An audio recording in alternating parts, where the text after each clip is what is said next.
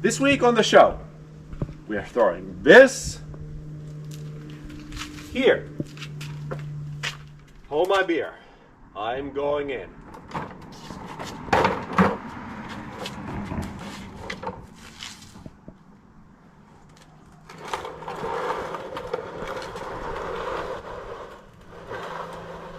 The first thing I should probably do is to drop the transmission pan, and for that the first thing is to loosen the shift cable bracket. Two bolts up here on top that need to come off, and they will come off just like that. And here is bolt 1, bolt 2, and now the bracket is loose.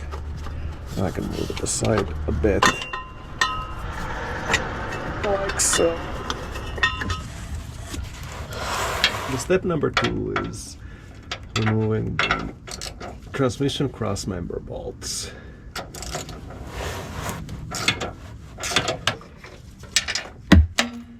One and 2.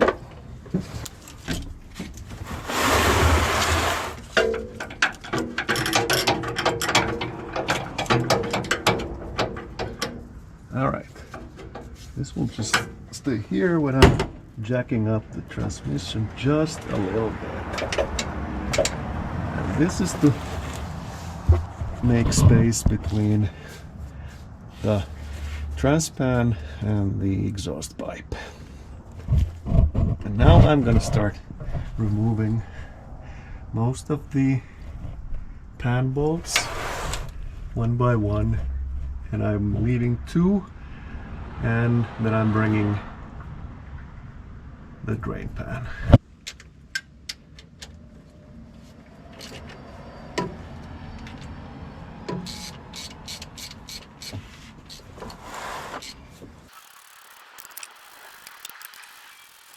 Remember how the $6 million man removed the lug nuts with his fingers? Well, this is almost like that.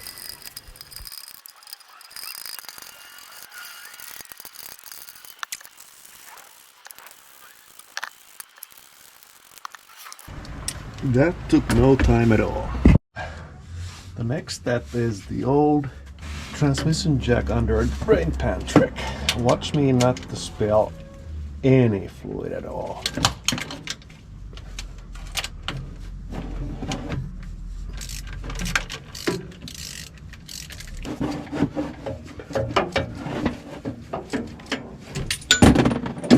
Just a little bit.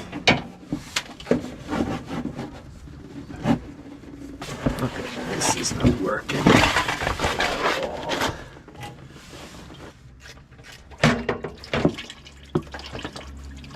Okay, now the pan will slide out just like that without spilling any fluids.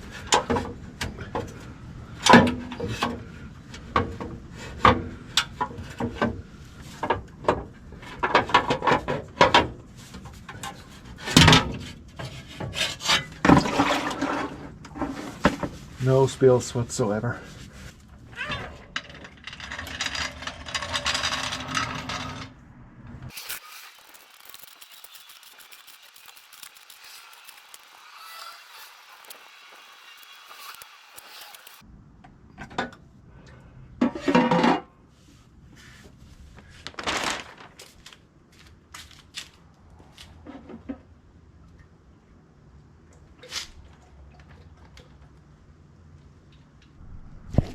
Okay, so I saw a little bit metal in the fluid, which is not good.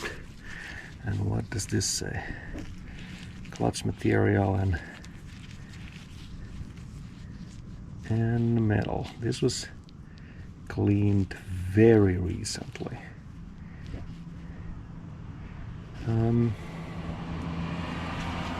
not liking what I'm seeing here. Most of the mess is cleaned out, and the next step is to disconnect the wiring harness. And we need to get these clips off, this off, these off. And then we can move to unbolting the valve body and the accumulator and removing it from the vehicle.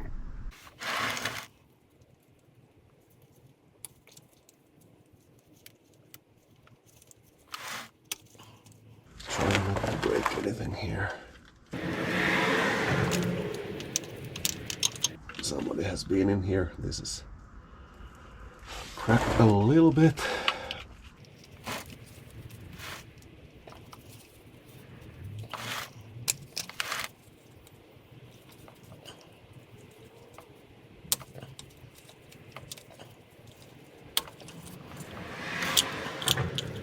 Okay, the harness is off.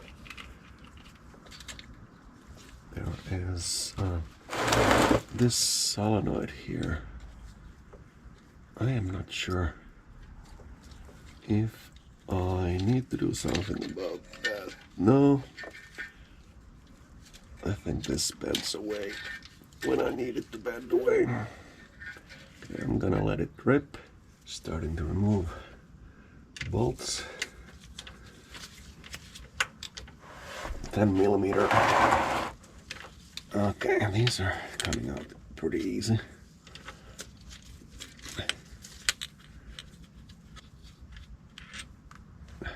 This is the length. I'm just recording this for putting it back together. These bolts have very short heads, so the socket is slipping a little bit. Same size.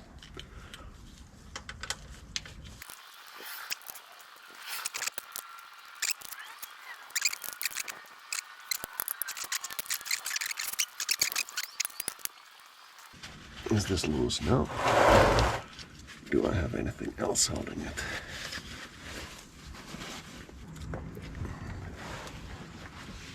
It's starting to grip more. I think I'm getting a pan under here and letting it rip. Yep, that's what I'm gonna do. We'll be back after these messages. I'm letting it drain as long as it wants to drain. Wipe my hands on my shirt sleeve. Loosen this, maybe. I need to get the manual shift valve disconnected, and I will need to get this harness around here so I don't break the lockup solenoid, which seems to be the hardest thing to do here. I should probably take this PWM solenoid out and take this lockup solenoid out.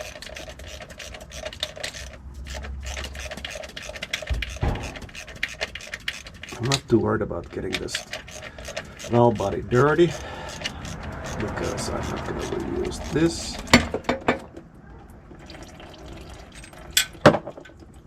Okay, now the bolt is swimming in the pool, and this will come down and drop in the bucket.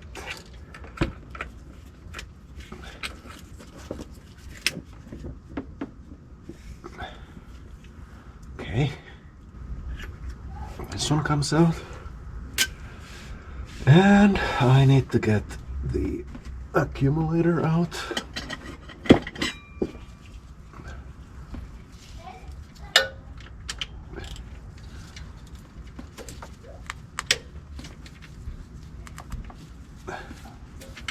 Without breaking the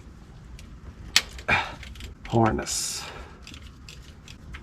I don't really like how tight these threads are here. And it was a long bolt. The second bolt out all the way. Accumulator is loose and dripping fluid. I got it all.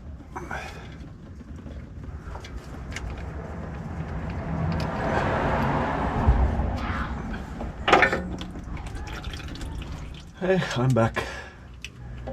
How was the commercial break?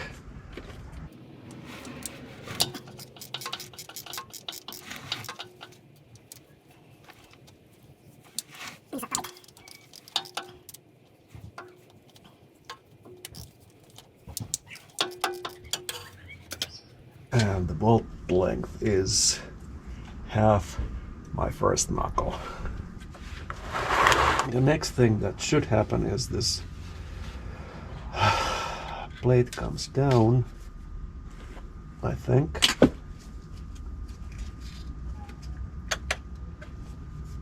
This piece goes like so. And there is at least one check ball underneath. And plenty of more fluid, which is splashing on my face.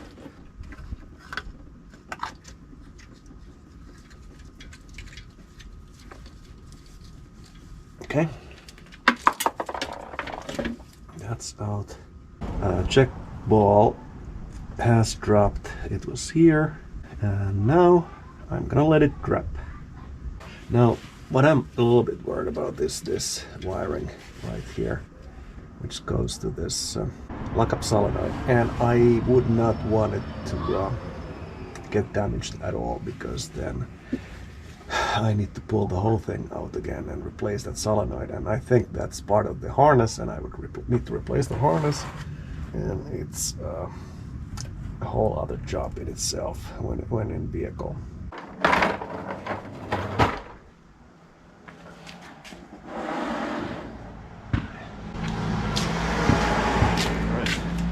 Here's the catch.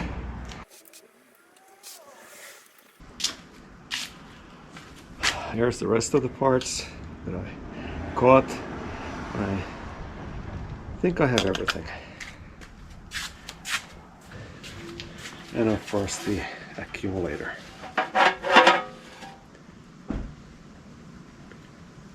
Should have a spring, shouldn't it? I'm gonna put the pan up there loosely, just to keep all the dust out. It's a bit windy here. It's not a transmission shop, but it's my driveway. A couple of things to note. So I found 7 check balls. So one is from above the separator plate. And what do we need here? Did I catch them all? 1, 2, 3, 4.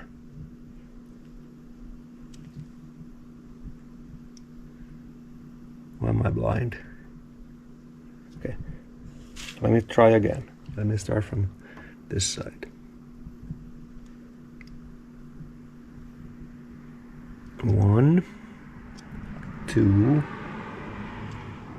3, 4, 5, and 6. 6 plus 1 used to be 7. So I guess I got them all. The separator plate separated a little bit, which is expected, so we're supposed to change the gaskets. This one has these 2 pop-up filters, or pop-in filters, which the other one, the new one, doesn't. I have a fixed filter here and another fixed filter here, or 2 of them, which is an interesting difference.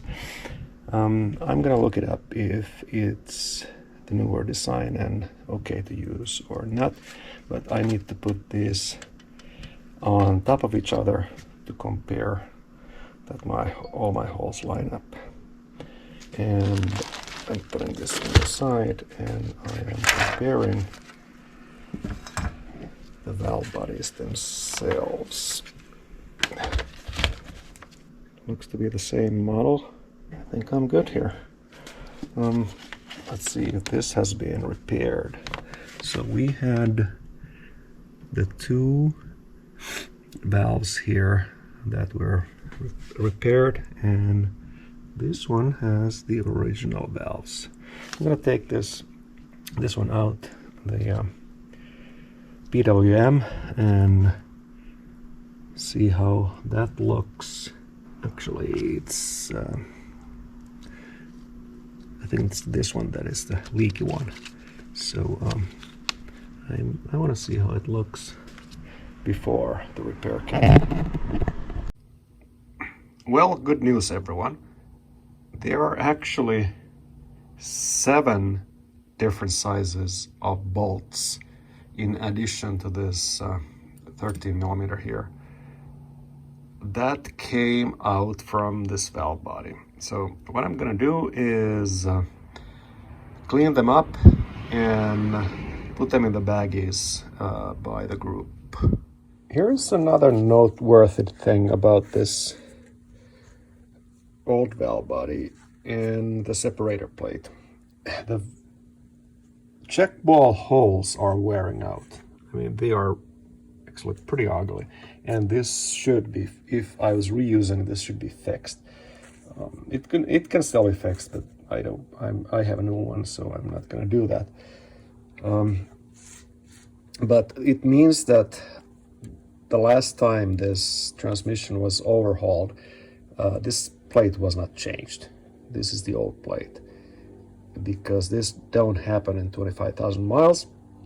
This happens in 300,000 miles, like this transmission probably has. Then the other thing, I cross-checked the part numbers. So the casting number is 2003 or something. I'll check it out. Onwards, all of these have the same number except Hummer and Colorado. So this is 6995, 6995, they match. So these are the same casting. The separator plate doesn't go only by casting, it goes by the transmission type. And here's the code, ITT 1TT, which matters for the separator plate. The new one is 1HT, and I cross-checked this with the transmission type, and it matches. So this is a new laminated, alternative laminated type, and it is actually a genuine part. It has the integrated screens, and it is for 2007 transmission that I have. And you gotta be very careful with these, because these are not interchangeable even in the same casting, because some of these holes, I mean, the hole sizes matter, and they will affect the shift quality. And they are optimized for a particular transmission type or a particular vehicle type. So there are people who know this stuff better and who can modify these separator plates for a particular purpose, and you're free to check out YouTube videos about that. I don't know a whole lot about it. I just want to have the stock matching plate, and as far as I can tell, this is matching based on the part types. For one more sanity check, I stacked these plates on top of each other, compared. There are a couple of differences. So some of these holes are different size, and there are more holes, 2 more holes in this new plate, and the new holes lead into either dead end channels here or to a pass-through channel So basically just the freedom of fluid flow across the thing. And I still need to double check that the check ball holes are the same size. They seem to be the same size.